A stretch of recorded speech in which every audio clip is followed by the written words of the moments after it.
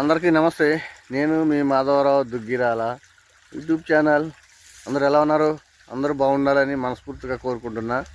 అందరికీ good morning. So నేను ఇప్పుడైతే పొద్దున్నే 8:30 కల్లా పచ్చిగడ్డి కోసేసిన ఆవులకు బర్రెలకు.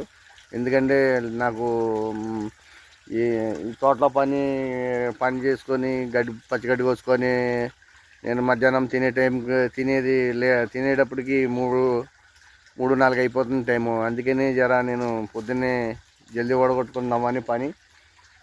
ఇక 8 కల్లా ఆవులని వాటిని కట్టేసుకొని చేలో 8:30 కల్లా గడ్డి కోసేసుకున్నా. తర్వాత నా కొడుకుని కాలేజీ కాడికి దింపేసి వచ్చిన.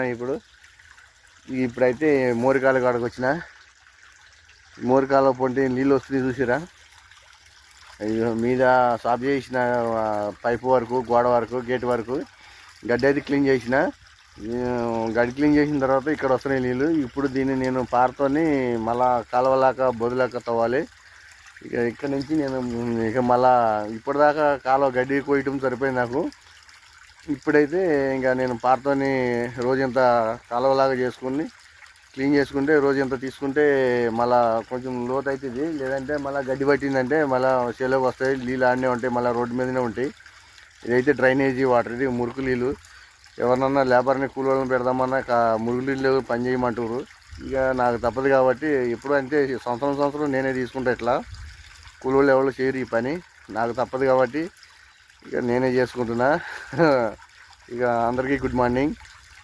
నెక్స్ట్ వీడియోలో మళ్ళీ కలుద్దాం. నా వీడియో నచ్చితే లైక్ చేయరి, కామెంట్ చేయరి, షేర్ చేయరి, నా ఛానల్ సబ్స్క్రైబ్ చేయరి. మాధవరావు దుగ్గిరాల నా పూర్తి వీడియోస్ కూడా చూసి ఆదరిస్తారని కోరుకుంటున్నా మనస్ఫూర్తిగా. అందరికీ గుడ్ మార్నింగ్. అందరూ బాగుండాలి. నెక్స్ట్ వీడియోలో మళ్ళీ కలుద్దాం. Thank you, take care. ఇక మోరికాలో ఎట్లా వస్తుంది వాటర్.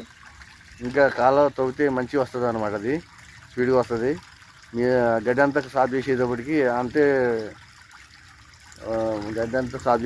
ఇప్పుడు ఇట్లా వస్తుంది అనమాట. సరే, నెక్స్ట్ వీడియోలో మళ్ళీ మాట్లాడుకుందాం. Thank you, take care, see you.